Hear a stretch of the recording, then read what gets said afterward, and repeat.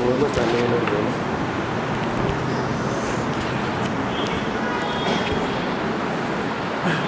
चल रहा है मिला के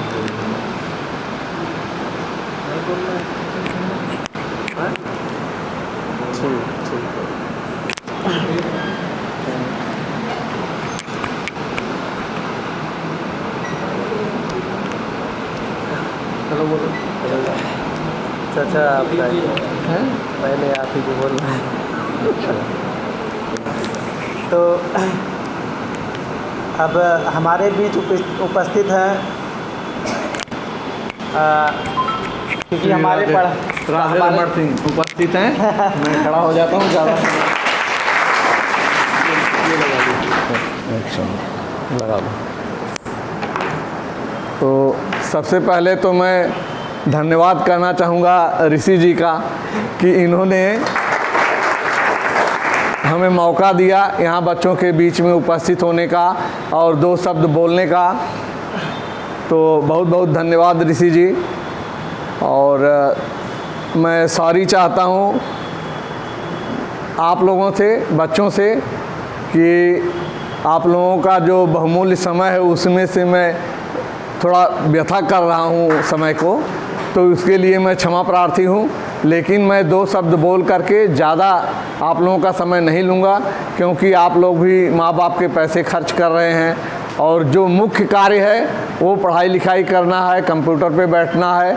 और उस समय को बर्बाद करके हम जैसे लोगों के व्यर्थ के व्याख्यान सुने, तो उससे अच्छा है कि आप अपना समय बढ़िया से सदुपयोग करें। तो माय डियर ऋषि और शशि, और ये हमारे वैसे तो हैं चाचा जी लेकिन बच्चे ही हैं हमारे दीपक सिंह, ये मेरा पोता है अजय सिंह। तो मैं रहने वाला ताखा पश्चिम का हूँ और मुझे आज बड़ी खुशी हो रही है। बहुत अच्छा लग रहा है कि शाहगंज जैसे क्षेत्र में जब हम 79 में 10th में थे, उस समय में आज के समय में बहुत अंतर दिख रहा है। बच्चे बच्चियां सब एक साथ मेहनत कर रहे हैं। तो आज मुझे ये देख करके बड़ी खुशी हो रही है कि वो एक समय वो था, अभी एक समय ये है। काफ़ी डेवलपमेंट हुआ है, विकास हुआ है, इसमें तो कोई दो राय नहीं है। रह गया अभी जैसे हम लोग बैठे हुए हैं, सबको तैयारी करनी है। आज के समय में बच्चे और बच्चियों में कोई डिफरेंस नहीं है। सबसे बड़ी बात, बच्चियां कुछ पीछे छुपी चली जा रही थी, अभी आप लोगों को फ्रंट में आना है। क्यों मैं बता दूं, मेरी 3 बच्चियां हैं और एक बेटा है। तो मेरी तीनों बच्चियों ने, एक ने national institute of fashion technology Ahmedabad से किया है, निफ्ट में ज्वेलरी डिज़ाइनिंग। तो सारे बच्चे हमारे बाहर रहे हैं, लड़कियां 3 हैं तीनों। और एक ने जो है गुड़गांव से इंजीनियरिंग किया, बीटेक किया आईटी में, और वो गुड़गांव में जॉब कर रही है। पहली वाली मुंबई में है। और जो मेरी चौथे नंबर की बेटी है, बीच में एक बेटा है, तो वो जो है सीए है। सीए करके अभी केपीएमजी एक कंपनी है, आप लोग तो हम लोगों से ज़्यादा जानते होंगे, क्योंकि हम लोग एक पुराने ज़माने के, पुराने ख्यालात के व्यक्ति हैं। तो अभी आजकल की जो जनरेशन है हमसे कहीं बहुत आगे है। जितना हम नहीं जानते हैं उससे ज़्यादा बच्चे जानते हैं, क्योंकि यूट्यूब, ट्विटर, फेसबुक, इस तरह के सोशल मीडिया बहुत ज़्यादा हैं, जिसकी वजह से बच्चे काफ़ी अवेयर हैं, जानकार हैं, उनको बहुत सारी जानकारियां हैं। तो मेरी बेटी केपीएमजी में कर रही है, गुड़गांव में है। तो इसलिए मैं कह रहा हूँ कि बेटियों को अभी न शर्माने की ज़रूरत है। मेरा बेटा जो है इंजीनियरिंग किया मदन मोहन मालवीय इंजीनियरिंग कॉलेज से, इलेक्ट्रॉनिक्स एंड कम्युनिकेशन में, और वो अभी जो है अमेरिका से होके आया है, 1 साल वहाँ रह करके आया है। तो लड़कियां जैसे हैं वैसे ही लड़के हैं, कोई डिफरेंस नहीं है। बल्कि लड़कियां आजकल अच्छा भी कर रही हैं। अभी आपने स्पेस पे देखा होगा, चंद्रयान 3 भेजा गया, जिसकी लीडरशिप जो है एक लेडी कर रही हैं। तो डेवलपमेंट बहुत हुआ है, हमारा भारत काफ़ी आगे निकल गया है। वो किस लिए हुआ है? वो केवल और केवल ये जो हमारे बच्चे आजकल की जनरेशन है जो आगे निकल रहे हैं, एकमात्र ये है कि हमें नौकरी पाना है, कुछ पहले तो पैसे कमाने हैं, उसके बाद जो यूथ में 20, 25, 30 साल में जो जज्बा होता है, जो एनर्जी होती है, वो सब में नहीं होती है। तो यही 30, 40, 50 साल की एज तक बहुत तेज़ी से काम करना होता है। पहले तो हमें कंपटीशन की तैयारी करनी है। हम लोग जब पढ़ते थे तो लालटेन में पढ़ते थे और एक जज्बा था, पड़ोस में बच्चा कितनी देर तक पढ़ रहा है हम लोग देखा करते थे। हम लालटेन जला के पढ़ रहे हैं, इनके पड़ोस में एक गुप्ता जी थे, वो दूसरी मंजिल से उनका हम लालटेन देखा करते थे, वो भी बेचारे पढ़ रहे हैं। तो कभी कभी 2-2 बजे रात तक पढ़ रहे हैं और सुबह फिर 4 बजे जग जा रहे हैं। तो जब तक एक डेडिकेशन नहीं होगा, जब तक एक जिद नहीं होगी। आप लोगों में से जिद्दी कितने बच्चे हैं? हाथ उठाइए, जिद्दी कितने हैं? किस बात की जिद करते हैं कि मम्मी मुझे दूध चाहिए आज? पढ़ने के लिए है जिद। एक तो होना चाहिए कि भाई हमें निकालना है, कंपटीशन निकालना है। क्यों? आजकल करोड़ों में बच्चे हैं और सभी ब्रिलियंट हैं। हम लोग तो अभी थोड़ा गांव और रूरल एरिया से डिपेंड करते हैं, लेकिन जो दिल्ली, बम्बई, कलकत्ता, मद्रास मेट्रोपॉलिटन सिटीज़ में रह रहे हैं, वहाँ फैसिलिटीज़ बहुत ज़बरदस्त है। यहाँ तो चलो ठीक है, ये ऋषि जी ने काफ़ी व्यवस्था कर रखी है। और अगर आप बाहर जाएंगे वहाँ पे पैसे भी बहुत खर्च कर रहे हैं। क्यों? क्योंकि वहाँ पे माँ बाप के पास पैसे हैं। तो उनके बीच में से हमको निकलना है। हम भी यहीं गांव से पढ़ कर के, लालटेन में पढ़ कर के निकले थे, तो बहुत ज़्यादा उम्मीद तो नहीं थी, लेकिन उसी बीच में से हम लोगों ने भी डिप्लोमा भी हमने किया, वो भी कंपटीशन से 81 में किया। कंपटीशन था, बहुत सारे बच्चों के बीच में से निकालना था, तो वहाँ से निकाल करके फिर उसके बाद जॉब ढूंढनी थी। ये नहीं कि एजुकेशन प्राप्त कर लिया तो सब कुछ प्राप्त कर लिया। उसके बाद जो करोड़ों बच्चे हैं, लाखों बच्चे हैं, उनमें से हमें कम्पीट करना है और उन्हीं में से निकलना है। ये तो मान के चलिए कि सबको जो है नहीं मिलना है, लेकिन उसमें हताश होने की ज़रूरत नहीं है। एक चीज़ नहीं मिलेगा, दूसरी मिलेगी, तीसरी मिलेगी। तो बस ये है कि हमें जिद करना है कि किसी भी तरह से हमें निकालना है, ये मन में ले करके चलना है। दूसरा ये है कि जब तक लगन और मेहनत करने का ये नहीं होगा, हार्ड वर्क तो बहुत ज़रूरी है। कोई ये कहे कि सीधा सीधा लड्डू मुंह में आ जाएगा, खा लेंगे, तो वो चीज़ तो नहीं होने वाली है। आपको बहुत मेहनत करना है। आप ये मान के चलिए, समय का सदुपयोग करना है।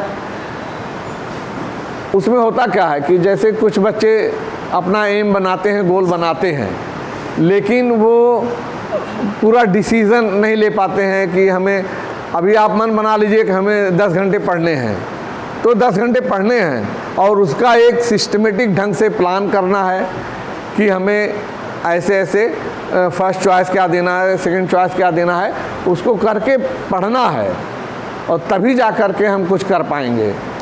और आप लोग जानते ही होंगे, जो सफल व्यक्ति हैं आज के ज़माने में, उनके एक बुक पढ़ी होगी, 7 habits of highly effective people. जो आज के सफल व्यक्ति हैं उनके 7 हैबिट्स क्या होते हैं, वो मैं कुछ थोड़ा सा नोट करके भी लाया था, आप लोगों को बताना चाहता हूँ कि एक तो प्रोएक्टिव, उसमें से 7 हैबिट्स में क्या होना चाहिए? प्रोएक्टिव। आपको क्या काम करना है, जो कल करना है उसको आज मन में बना लीजिए कि ये करना है मुझे, तो कल परसों आने वाला काम करने के बजाय आज ही उसको प्लान कर लीजिए, आज ही उसको करिए, ताकि जो है वो प्रेशर न पड़े। जैसे आपको 2 लेसन तैयार करना है, आप सोचते हैं अभी तो हमें जो है 3 दिन का टाइम है, 4 दिन या 1 हफ्ते का टाइम है, तो उस तरह लेके चलेंगे, 1 हफ्ते कब निकल जाएंगे आपको पता भी नहीं चलेगा। तो प्रेशर आए कि प्रेशर में जल्दी जल्दी और तेज़ी से 8 घंटे के बजाय 10-12 घंटे पढ़ना पड़े, उससे अच्छा है कि पहले से ही थोड़ा सा प्रोएक्टिव रहें। दूसरा ये है कि हमें एक गोल लेके चलना चाहिए, एक कि हमें जो हम कर रहे हैं उसका रिज़ल्ट क्या होगा। अंत के बारे में सोचें ज़रूर कि अंत में इसका परिणाम क्या होना है, उसको ध्यान में रख कर के शुरुआत करें। ये जो सफल व्यक्ति हैं उनके दिमाग में ये चलता रहता है कि अभी हम ये काम कर रहे हैं तो उसका रिज़ल्ट क्या आएगा, वो चीज़। अब हम 34 साल सर्विस कर लिए और हम कोई गोल ही नहीं बनाए, पैसे कमाते गए, खर्च करते गए, ठीक है, और ये अंत का सोचे नहीं कि हमें एक दिन रिटायर्ड होना। रिटायर्ड मतलब ये नहीं कि हम फिजिकली रिटायर्ड हो गए या मेरे में अब वो ताकत न रहेगी, लाठी पकड़ के चलने लगे। अभी हम आप लोगों से भी कम्पीट कर सकते हैं, जितना काम आप करते हैं उतना अभी भी हम कर सकते हैं। 60 साल के हो गए रिटायर।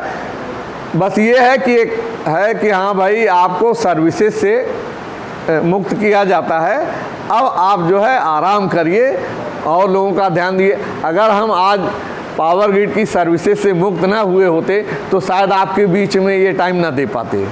तो अब मेरा ये काम है कि समाज में जा कर के जो हमने पीछे एक्सपीरियंस किया है उसको हम बच्चों के बीच रखें। तो ये सब चीज़ें हैं। अब मेरा क्या है, मैं तो अब बता रहा हूँ कि 10th किया 79 में, 81 में इंटरमीडिएट किया। पहले ग्रेजुएशन 2 साल का होता था, बीएससी किया मैंने टीडी डिग्री कॉलेज से 2 साल। उसके बाद इंजीनियरिंग में नहीं हो पाया। इंजीनियरिंग उस समय केवल 5 होते थे, मदन मोहन मालवीय स्टेट के मदन मोहन। अभी आज कल तो कुकुर मुत्ते की तरह से बहुत सारे सैकड़ों हज़ारों इंजीनियरिंग कॉलेज खुले हैं। पैसे दीजिए, एडमिशन लीजिए और 4 साल 5 साल पढ़ करके निकल जाइए, जॉब कहीं नहीं है।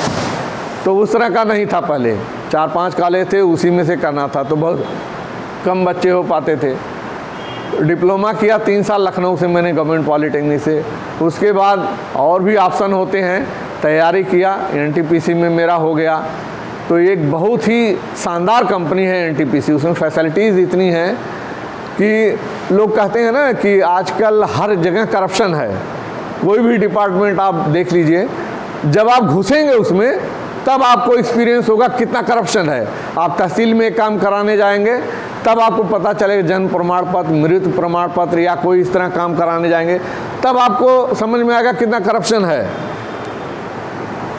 पुलिस डिपार्टमेंट में जाइए, रेलवे में जाइए, कहीं भी। मैं एक सरकारी डिपार्टमेंट, सरकारी मतलब पूरी तरह नहीं, सार्वजनिक क्षेत्र से रिटायर हुआ हूँ, तो मैं खुलेआम ये करप्शन जैसा शब्द नहीं बोल सकता हूँ, लेकिन समाज में ये विकृतियाँ फैली हुई हैं, ये विकृतियाँ हैं, उससे हमें 2-4 होना ही पड़ता है कहीं न कहीं। तो इसके अलावा अभी प्रोएक्टिव इसके बारे में मैं बता रहा था, और चीज़ों को पहले से ही ध्यान में रखें। और एक जो माइंड सेट होता है ना, विन विन सिचुएशन को फॉलो करें।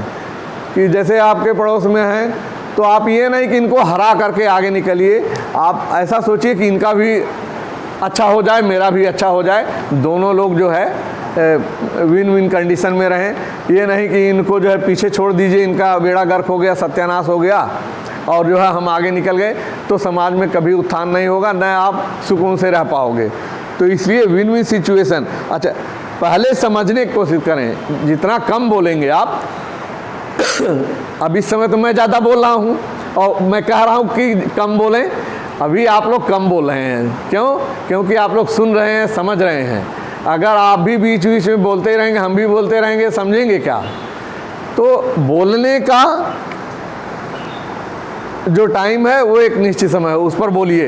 ये नहीं कह रहे हैं कि बोलना ही नहीं है, समय आने पे बोलिए, लेकिन बोलने से पहले आगे वाला क्या बोल रहा है वो ज़रूर समझिए। जब तक आप समझेंगे नहीं तब तक ना तो क्वेश्चन कर पाएंगे। अभी हम कुछ बता रहे हैं, बीच में ही टोक दिए, सर ऐसे नहीं, ऐसे ऐसे कैसे होगा, आपने मेरी पूरी बात सुनी ही नहीं और बीच में ही बोलने लगे। तो बोलने से ज़्यादा सुनने की क्षमता होनी चाहिए। जो सफल व्यक्ति हैं चुपचाप मौन इनकी तरह बैठे रहते हैं और सुनते रहते हैं, मन में गुनते रहते हैं कि हाँ ये बोल क्या रहे हैं, ये कितना सच बोल रहे हैं। कुछ लोग तो बोलते हैं और कुछ लोग ऐसे लपेटते रहते हैं। क्यों? क्योंकि उनके बोलने में कोई दम नहीं है, सही नहीं बोलते हैं, 50% ज़्यादा झूठ भी बोल देते हैं। तो जो सुनने वाला व्यक्ति होता है वो उसको समझता है कि हाँ यार कितना सही बोल रहा है ये नहीं खाली सुनना है और जो है सुन के उसी रास्ते पे चल देना है। उसमें हमें भी अपना दिमाग लगाना है कि क्या सही है क्या गलत है। तो पहले सुनने की क्षमता रखिए और उसके बाद समझाने की कि हाँ भाई मैं क्या बोल रहा हूँ अब आप सुनो, वो समझो। और सिनर्जी है एक जो है छठवां 7 हैबिट्स में एक जो छठा हैबिट्स होता है वो सिनर्जी, कि सबके साथ मिल करके काम करना चाहिए। और कहीं ऐसा तो नहीं मैं आप लोगों को बोर कर रहा हूँ? अगर बोर हो रहे हो तो बता दीजिएगा, मैं बहुत जल्दी निपटा दूंगा। तो कहने का मतलब जो काम कोई प्रोजेक्ट आपको मिल गया आप अकेले नहीं कर सकते हैं। अभी चंद्रयान 3 छोड़ा गया है, कोई एक कहे जो उनका हेड है वो कहे कि हम भाई अकेले सब कुछ कर लेंगे, तो हो सकता है क्या? संभव नहीं।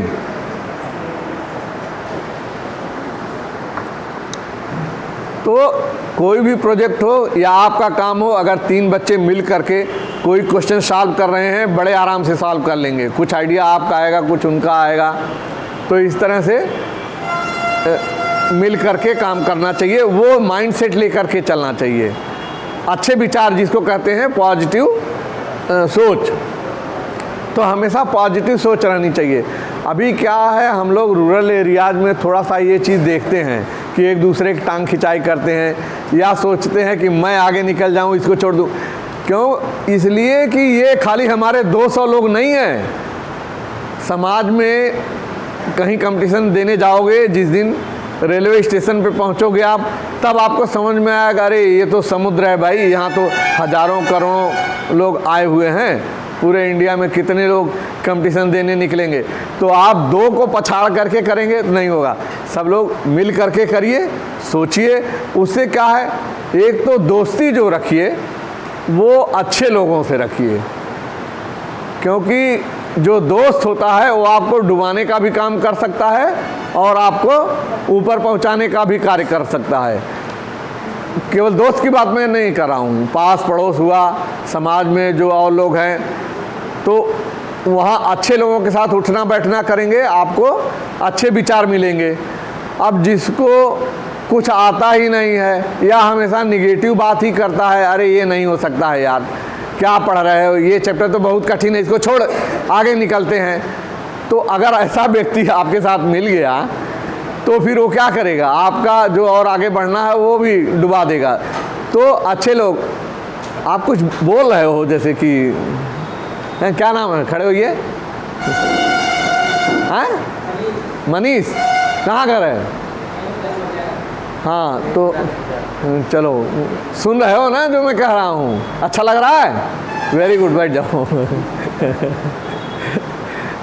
तो क्योंकि भाषण देने वाले तो आपके बच्चों में हमसे भी ज़्यादा अच्छा भाषण देंगे और ये करेंगे, लेकिन चूँकि मैं अभी 60 साल का एक्सपीरियंस लेके आपके सामने बोल रहा हूँ, तो उसमें कुछ तो सच्चाई होगी, कुछ गहराई होगी, कुछ आपके फ़ायदे की बात होगी। तो उसको थोड़ा ध्यान दीजिए और उस पर अमल भी करिए। और कुल मिला करके ये है, एक पॉइंट आता है शार्पेन द सॉ। आप जो पढ़ रहे हैं ना, उसको बार बार दोहराने की भी ज़रूरत होती है। आरी से अगर आप लकड़ी काट रहे हैं तो उसकी धार जो है मोटी हो जाती है, फिर वो काटता नहीं है। आप कितना भी पढ़ लिए और उसको चुपचाप बैग में बस्ते में रख दिए तो फिर वो काम आने वाला नहीं है। आपको उसको दोहराते भी रहना है उसको। इसीलिए किसी भी चीज़ की ट्रेनिंग दी जाती है। हमें सब आता है, हम बिजली विभाग से जो है डीजीएम होकर रिटायर हुए, मुझे सब आता है, लेकिन 1 साल 2 साल छोड़ दिए तो क्या होगा, भूल जाएगा। और या गलत यहाँ का कनेक्शन वहाँ भी कर देंगे, गलत हो जाएगा, फिर दिमाग में चलेगा यार यहाँ करना था, यहाँ करना था।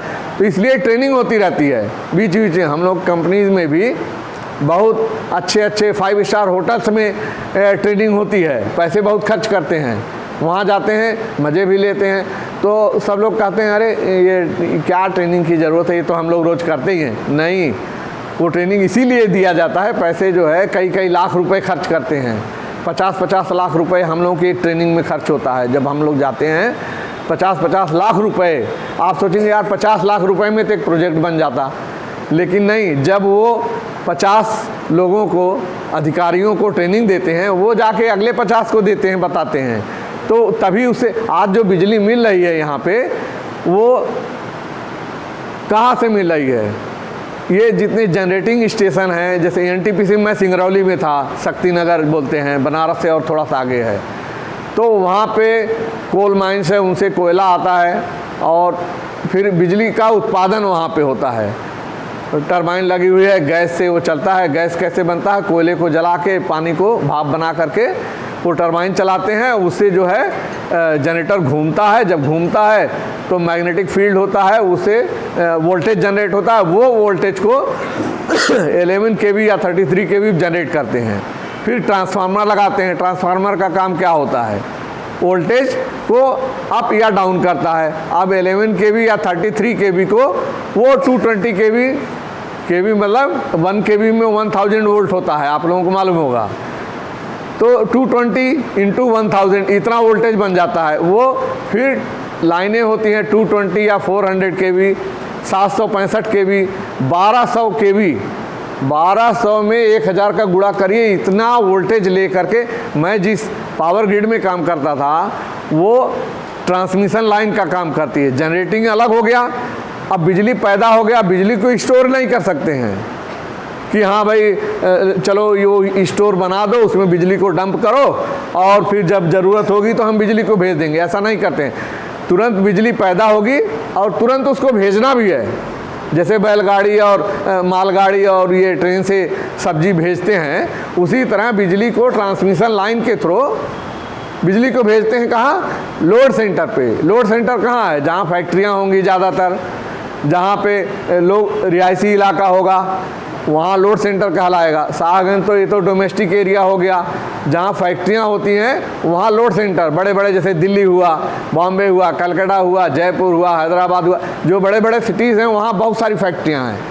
तो हम लोगों का काम क्या? पावर ग्रिड का काम। अब आप कहेंगे अपना काम बताने लगे, हमें आए थे पढ़ाने अपना काम। ये भी सीखना ज़रूरी है। एक शॉर्टकट में आपको बता दे रहा हूँ कि ट्रांसमिशन लाइन का काम हम लोग देखते थे, वो बिजली को ढोने का काम करता है।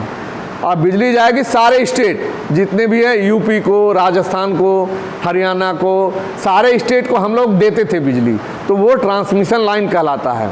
जब स्टेट को दे देंगे तो वो बिजली जो है फिर उसके बाद ट्रांसफार्मर लगा के स्टेप डाउन करेंगे। 400 kV मैंने दिया, 220, 132 kV या 33 kV पे उसको आगे बढ़ा देंगे। अब यहाँ पे जैसे शाहगंज में 132 kV का बिजली घर है, इसी आजमगढ़ वाले रोड पे, तो वहाँ पे 400 में आया, वो 132, फिर 33 चेंज करके आपके गांव 11 kV के थ्रू भेज दिए। अब जो आपके डोमेस्टिक अप्लाइंसेज जैसे फ़ैन है, लाइट है, ये सब 11 kV पे नहीं चल सकता है। 11 kV 11000 वोल्ट कहलाता है, वो इसमें फूक जाएगा। ये डिज़ाइन इस तरह से किया हुआ है कि 220 वोल्ट 220 वोल्ट पे केबल चलता है। और जो 3 फेज लाइनें होती हैं, जैसे मोटर है, बड़े बड़े ये मोटर हैं, वो 3 फेज पे चलता है, वो 440 वोल्ट। कहते हैं ना 440 वोल्ट का झटका लग गया। आजकल एक गाना भी चला है, कौन सा झटका लगने वाला, पूछे मुझे याद नहीं है, लेकिन वो इसी पे है कि 440 वोल्ट जो होता है ना, ये 220 वोल्ट से हैवी होता है, क्योंकि वो 3 फेज पे चलता है। तो इस तरह से हम लोग स्टेट को देते हैं। स्टेट वाले अलग अलग जगहों पे देते हैं, फैक्ट्रियों में देते हैं, लोड सेंटर दिल्ली, बम्बई। तो इसलिए कोई 700 किलोमीटर की लाइन जा रही है, 800 किलोमीटर, ये ऐसे नहीं चलता है। उसके लिए मेंटेनेंस करने की ज़रूरत पड़ती है। डेली गाड़ी से स्टाफ जाते हैं, दौड़ते हैं, देखते हैं उसका कोई फॉल्ट नहीं हो रहा। ये एक इमरजेंसी, जैसे मिलिट्री का सर्विस होता है ना, आप लोग तो बिजली ले रहे हैं और बिजली चली जाती है तो सोचते होंगे अरे यार कट गया बिजली, महा बेवकूफ़ हैं, महा निकम्मे हैं, काम नहीं करते हैं, बिजली नहीं दिए। ये तो खैर डिस्ट्रीब्यूशन वालों को आप लोग चाहे जितना भी गंदी गंदी बातें सुना लीजिए, लेकिन हम लोगों का काम क्या है, युद्ध स्तर पे होता है। अगर एक लाइन ट्रिप हो गई, बंद हो गई, तो पता चला शहर का शहर बंद हो जाएगा। तो उसमें कंप्यूटराइज सिस्टम होता है, कितनी दूर पे, मान लीजिए 700 किलोमीटर की लाइन है, तो वहाँ 200 किलोमीटर पे टीमें लगी हुई हैं कि जैसे लाइन ट्रिप होगी हर टीम को सूचित किया जाएगा SMS से कि भाई लाइन ट्रिप हो गई है और कंप्यूटर बताएगा कि 150 किलोमीटर पे फॉल्ट आ रहा है, तो उस सेक्शन को जो इंजीनियर जो देखता होगा वो गाड़ी लेके स्टाफ लेके भागेगा, दौड़ेगा तुरंत, और जितने कम समय में रिस्टोर कर सकता है उसको उतने कम समय में करना है।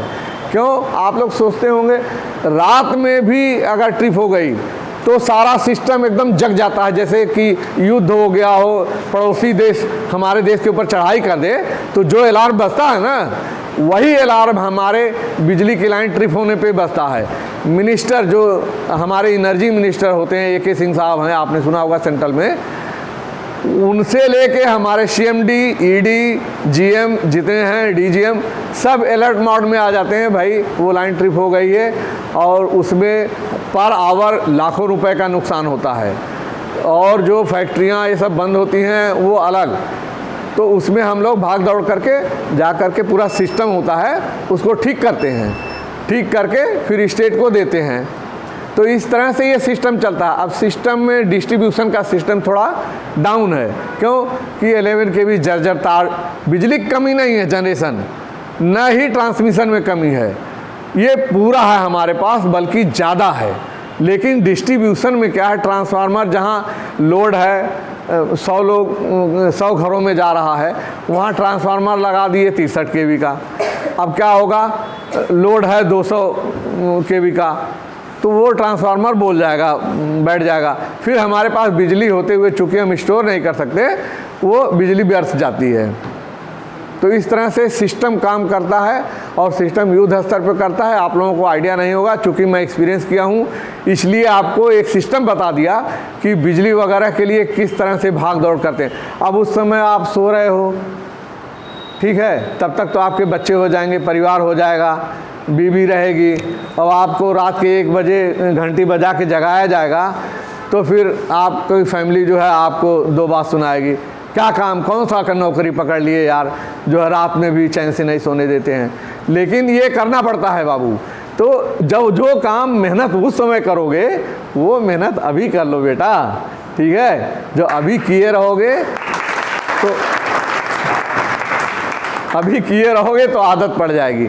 जब आपको लाखों रुपए सैलरी मिलेगी, अब मैं अपनी सैलरी नहीं बता रहा हूँ, मैं इसे कहीं बहुत ज़्यादा पाता था, और जब लाखों रुपए सैलरी आपको मिलेगी ना, तब डंडा मार के आपको भगाएंगे कि आप जाओ काम करो, काम करके जनता को बिजली दो, नहीं तो आपको चैन से नहीं सोने देंगे, मेमो इशू हो जाएगा।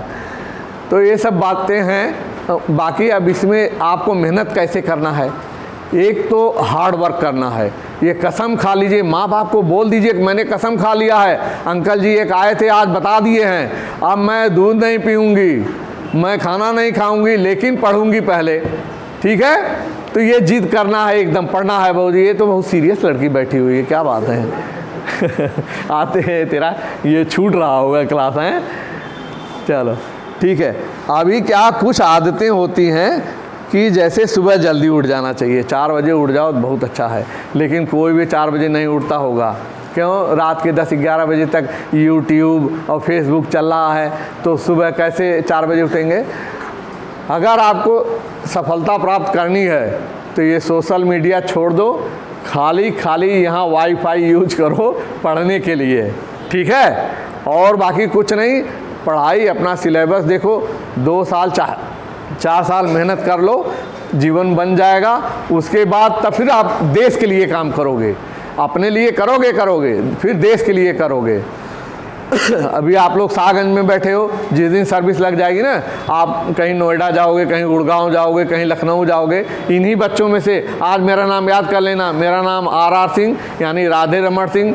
ये अंकल आए थे, बोले थे कि हमें नोएडा और यहाँ दिल्ली और ये सब जाना है, तो जो इसमें से पहुँच जाएगा मेरे email ID पे कर देगा, कहाँ अंकल हम आ गए यहाँ पे, ठीक है। 2-4 साल की देरी है, यही टाइम है, यही समय है, इसी समय मेहनत कर लो, निकल जाओगे आगे।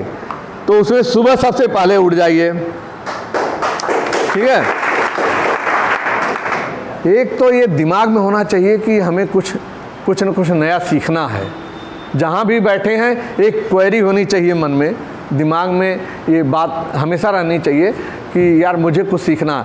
उसमें ये नहीं है कि हम अंकल जी से सीख रहे हैं जो 60 साल का एक्सपीरियंस लेके बैठ रहे हैं, या 10 साल के बच्चे से सीख रहे हैं। हो सकता हो बच्चा चलते चलते कुछ ऐसा कर रहा हो जो मेरे दिमाग में न चलता हो।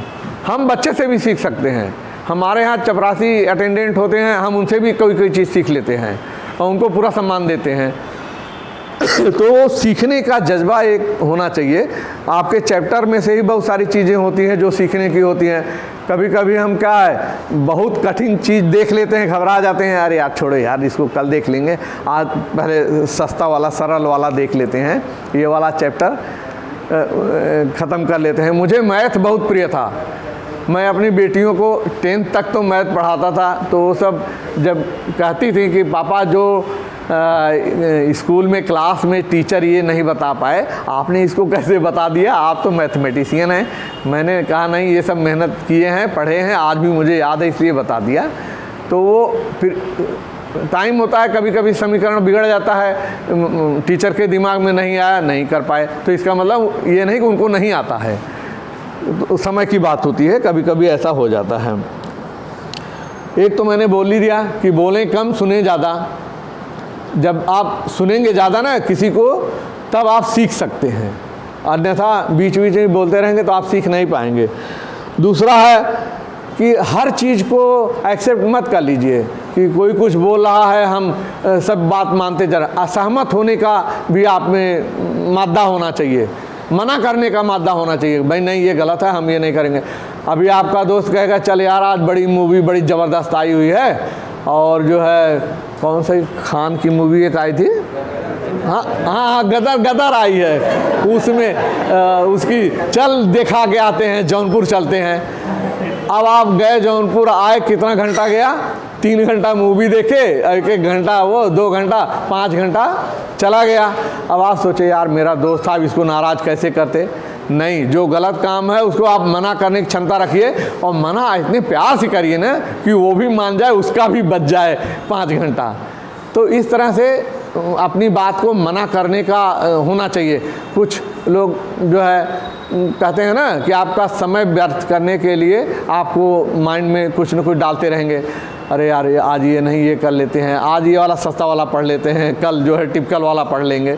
तो मना करने का भी आप में मादा होना चाहिए। अब मना करिए, प्यार से कर दीजिए कि नहीं यार देखो ऐसा है, माँ बाप बहुत पैसे लगा रहे हैं, इतने लोग हैं, सबके माँ बाप ऐसा नहीं कि सब बहुत बड़े धनाढ़ हैं, कुछ गरीब भी होंगे, कुछ के पास पैसे भी होंगे। अगर पैसे खर्च कर रहे हैं माँ बाप, तो आपका क्या बनता है फर्ज कि हम उनको आउटपुट दें, पूरा 100% अपना करें। सफलता असफलता एक अलग चीज़ है, हर बच्चा सफल नहीं होता है, लेकिन उसके लिए उससे भी अच्छा कहीं रखा होता है। आज आप किसी कंपटीशन में असफल हुए हैं, इसका मतलब ये नहीं कि आप कमज़ोर हैं या आपको नहीं आता है, हो सकता है उससे अच्छा कहीं रखा होगा आपके लिए। कभी भी आप होपलेस ना हो, ये मेरी बात एक जो है गांठ बांध लीजिए। आप निराश कभी मत होइए, निराश होंगे तो आप गलत कदम उठाएंगे। आज असफल हुए, कल असफल हुए, जो आपके पास बहुत मौके हैं, लेकिन लगे रहिए, उसमें लगे रहने की ज़रूरत है। तो मैं कह रहा था कि मना करने का आप में कला होनी चाहिए, और कोई गलत काम है तो उसको मना करना चाहिए। जो व्यक्ति अपने जीवन में रिस्क नहीं लेगा वो बहुत ज़्यादा सफल नहीं होगा। हर चीज़ को अपने हिसाब से कि यार इसमें बहुत सुरक्षित हैं, तो आप सड़क पे भी नहीं चल पाएंगे। स्कूटी से मोटरसाइकिल से आते जाते हैं, आप क्या रिस्क ही तो ले रहे हैं, नहीं तो आप घर में बैठे रहते या पैदल चलते। पैदल में भी रिस्क है, बल्कि पैदल में ज़्यादा है। कोई भी आया बगल में, ज़रा सा टक्कर मारा, चल दिया। तो रिस्क जब तक नहीं लेंगे, अब देखिए ये रिस्क लिए हैं, इनका लाखों रुपए का बिजनेस चल रहा है, और बिजनेस रोक करके आए हैं, ये रिस्क ले रहे हैं। क्यों कि सोशल में भी थोड़ा सा बना के रखना है। मन में सोच रहे हैं यार कहाँ फंस गए हैं लेकिन जो है फिर भी रिस्क ले रहे हैं। तो हर आदमी में रिस्क लेने का होना चाहिए, ठीक है। जो बच्चे रिस्क नहीं लेंगे वो जीवन में थोड़ा कम पाएंगे, लेकिन कम पाएंगे। कभी कभी रिस्क में नुकसान ज़रूर होता है, लेकिन कुल मिला करके उसको मिलता भी है। लोग शेयर बाज़ार में बहुत रिस्क लेते हैं, कितने लोगों को हार्ट अटैक हो जाता है, लेकिन वही रिस्क कभी कभी करोड़पति भी बना देता है। ठीक है, तो रिस्क लेने का होना चाहिए। और दूसरा है अपने बारे में प्रतिदिन सोचें। मैं जब 10th में 8 में 9 में पढ़ता था तो शौचालय हमारे घर में नहीं हुआ करता था। अभी हमारे घर में खुद 3 शौचालय है। मैं बता रहा हूँ, अभी जो मैंने मकान बनवाया है 3 शौचालय है। और एक समय था जब हम पढ़ रहे थे तो हमारे घर में एक भी शौचालय नहीं था। हम शौचालय के लिए बाहर जाते थे, पेड़ों की आड़ में कुछ अपना कारगुजारी कर दिया करते थे। तो उस समय जहाँ जाते थे एकांत रहता था, वहाँ एक कुआं था, कुएं पे शाम को 6 बजे बैठ जाते थे और दिमाग में चलता रहता था क्या करना है यार, कैसे करना, सीमित साधन है, पैसे नहीं है पिताजी के पास, बड़े मुश्किल से पैसे आते हैं, तो कैसे आगे बढ़ना है। तो ये सब चीज़ें सोचता था दिमाग में। तो जब तक आप एक गोल नहीं, दिन भर आपने क्या किया उसके बारे में शाम तक एक बार ज़रूर सोचिए। सुबह एक बार सोचिए कि मुझे करना क्या है और वो शाम तक मुझे क्या अचीव करना है। 10 चैप्टर, 5 चैप्टर, 3 चैप्टर पढ़ना है तो आप 3 चैप्टर का गोल लेके चलिए, यानी अंत का सोचिए कि मुझे 3-4 चैप्टर करने हैं, तब शुरुआत करिए। अंत का सोच करके शुरुआत करिए और क्या अचीव किए उस पर शाम को मनन करिए कि आज मैंने क्या सोचा था, क्या पाया। तो ये तो एक दिन का हो गया। इसी तरह से लाइफ लॉन्ग का भी आप लोग सोच के चलिए कि हाँ यार मुझे अभी ये करना है, फिर नौकरी करनी है, फिर शादी करनी है, फिर जो है वहाँ जाना है, यहाँ जाना, विदेशों में जाना, वहाँ घूमना है। एक अपना प्रोग्राम अपने हिसाब से गोल बना के चलिए, फिर लास्ट में देखिएगा कितना पाया कितना खोया। ठीक है, तो वो प्रतिदिन जरूर करना चाहिए। डिसीजन लेना सीखिए। आप सुबह उठे, सोच रहे हैं यार आज 4 चैप्टर करना है, करें कि न करें, कब करें, 8 बजे से करें या 10 बजे से करें। सुबह 4 बजे से उठ गए हैं, सोच रहे हैं, कहीं बाथरूम जा रहे हैं, कहीं इधर जा रहे हैं, उधर जा रहे हैं, तो अलार्म लगाइए। पहले अलार्म पे झटके में उठिए। अगर आप झटके में नहीं उठे तो बेटा गए 8 बजे सुबह से नहीं उठ पाओगे जल्दी। तो पहले अलार्म में आप झटके में उठ जाइए, निर्णय लीजिए, डिसीजन लीजिए कि आज मुझे ये पढ़ना है। गलत कर रहे हैं तुम बताओ, सही कर रहे हैं? तो निर्णय लेना सीखिए और समय के साथ कार्य करें। जो कार्य आज करना है उसको आज करिए, जो कल करना है कल करिए। क्योंकि मैं बता रहा हूँ आप लोगों को, सर्विस पीरियड में होता है कि आपने कुछ कार्य किया और उसको ऊपर तक नहीं बताया तो उसके आगे जो कार्य होना है वो कोई नहीं सोचेगा। तो कहने वाला रिपोर्ट करना बहुत ज़रूरी है। रिपोर्ट आप कल करोगे, परसों करोगे तो उसका कोई महत्व नहीं है। आपको 4 बात और सुनने को मिले, तुमने काम कर लिया फिर भी नहीं बताया। तो रिपोर्टिंग बहुत ज़रूरी है। किस टाइम पे क्या काम किए उसको रिपोर्ट करिए। आज का काम आज करिए। आज मुझे 4 चैप्टर पढ़ना था तो आज ही पढ़िए, ये नहीं कि 4 दिन बाद 5 दिन बाद पढ़ेंगे, कोई फ़ायदा नहीं होगा। ठीक है, तो समय के साथ चलने का काम करिए। फालतू के लफड़ों में यार, इधर उधर के चीज़ों में मत मन लगाइए। जो आपको पढ़ने लिखने के लिए दिया गया है, माँ बाप की सेवा करने के बाद जो टाइम मिलता है उसमें पढ़िए। माँ बाप से झगड़ा कभी मत करिए। ज़्यादातर लोग झगड़ जाते हैं।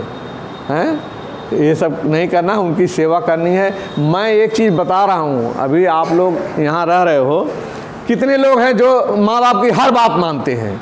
कितने लोग हैं? देखिए एक लड़का वो सब मानता है, श्रवण कुमार है वो लड़का। खड़े हो जाओ बेटा, खड़े हो जाओ, खड़े हो। Very good, good boy. लोगों में से एक लड़का था, केवल एक लड़का है जो अपने माँ बाप की बात मानता है। तुम लोग भी नहीं मानते हो।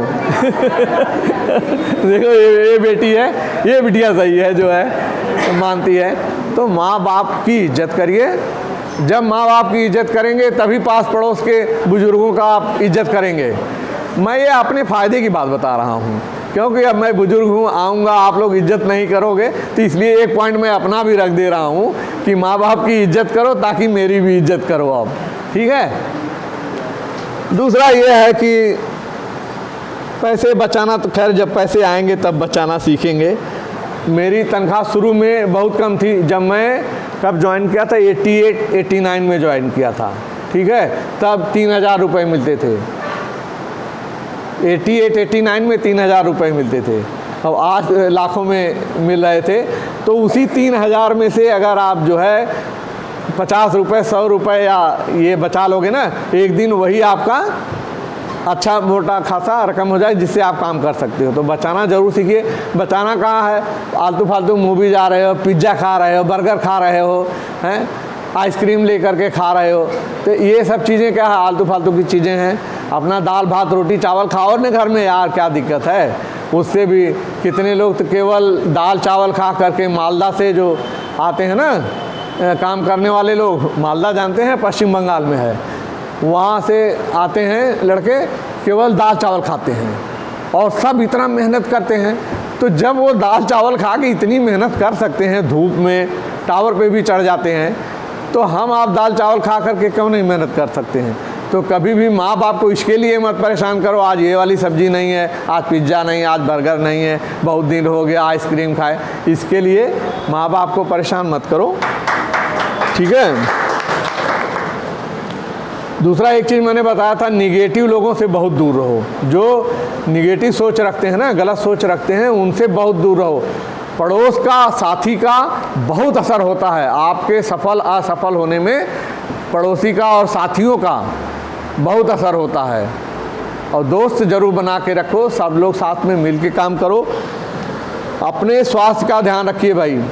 जब तक आप स्वस्थ नहीं रहेंगे, ये जो मैं सारे बातें बोल रहा हूँ ना, ये जो बातें बता रहा हूँ, सब व्यर्थ हो जाएगा, बेकार हो जाएगा।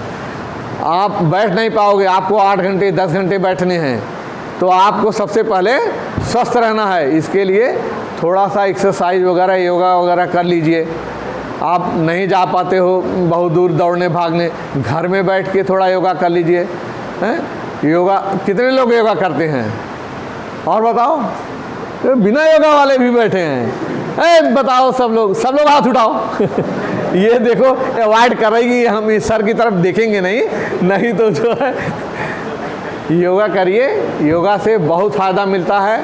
आप भस्त्रिका प्राणायाम करिए, कपालभाति करिए, जो है अनुलोम विलोम करिए, और इस तरह के बहुत सारे हैं, उज्जयी प्राणायाम कर लीजिए, कुछ आसन कर लीजिए, ताड़ासन, पादहस्त आसन, बहुत सारे आसन वासन हैं। कभी आना तो मैं योगा सिखा दूंगा, सूर्यासन करना, ये सब जो है। और खुश रहने की कोशिश करो यार। जब ये सब हो जाएगा ना, जब कहीं आप सफल हो जाएंगे, तब जा कर के एक सच्चे भारतीय नागरिक बन पाएंगे।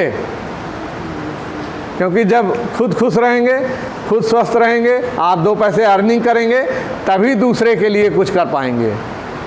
जब हम ही जो है गरीबी रेखा से नीचे हैं, तो क्या करेंगे। तो इसलिए सबसे, अब जो मैंने बताया, देखिए कुछ तो मैं लिख के ले आया था, कुछ अपना एक्सपीरियंस शेयर किया। इसमें आप समझ लीजिए कि कुल निष्कर्ष निकला क्या, कि हमें बहुत ज़्यादा मेहनत करनी है। कंपटीशन में आगे बढ़ना है तो हार्ड वर्क बहुत ज़रूरी है, ठीक है। तो इन्हीं शब्दों के साथ मैं एक छोटी सी कविता आप लोगों के सामने रखता हूँ, ठीक है। कविता के बाद ताली जरूर बजा देना। चलो देखो, ये कविता भी मैंने जो है बस स्क्रीनशॉट ले लिया है। ये सोहनलाल द्विवेदी जी का नाम सुना होगा, बहुत महान कवि रहे हैं। सोहनलाल द्विवेदी कितने लोगों ने पढ़ा है हिंदी? देखिए सब बच्चे पढ़े हैं। तो सोहनलाल द्विवेदी जी ने एक बहुत अच्छी रचना की है, कविता करी है। उनकी 2-4 पंक्तियां मैं सुना रहा हूँ, और आप लोगों के हित में है, आप लोगों के काम आएगी। लिखा है उन्होंने, लहरों से डरकर नौका पार नहीं होती, लहरों से डरकर नौका पार नहीं होती, कोशिश करने वालों की हार नहीं होती। Very good.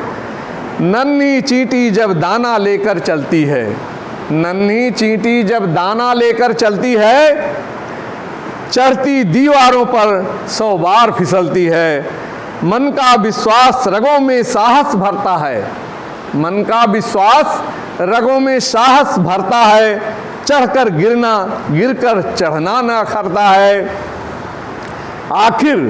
आखिर उसकी मेहनत बेकार नहीं होती, आखिर उसकी मेहनत बेकार नहीं होती।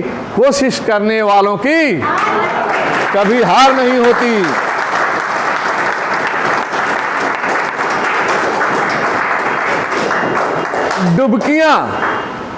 डुबकियां सिंधु में गोताखोर लगाता है। डुबकियां मतलब समुद्र के अंदर जाते हैं गोताखोर। डुबकियां सिंधु में गोताखोर लगाता है। जा जाकर खाली हाथ लौटकर आता है, जा जाकर खाली हाथ लौटकर आता है। मिलते नहीं सहज ही मोती गहरे पानी में, मिलते ही नहीं सहज ही गहरे पानी में मोती। बढ़ता दुगना उत्साह इसी हैरानी में। जब असफलता मिलती है ना तो उत्साह बढ़ जाना चाहिए, ना कि निराश होना चाहिए। मुट्ठी उसकी खाली हर बार नहीं होती, कोशिश करने वालों की हार नहीं होती। असफलता एक चुनौती है, असफलता एक चुनौती है। स्वीकार करो, क्या कमी रह गई देखो और सुधार करो। जब तक न सफल हो, जब तक न सफल हो, नींद चैन को त्यागो तुम। संघर्ष का मैदान छोड़कर मत भागो तुम। कुछ किए बिना ही जय जयकार नहीं होती, कोशिश करने वालों की हार नहीं होती, कोशिश करने वालों की हार नहीं होती। Thank you.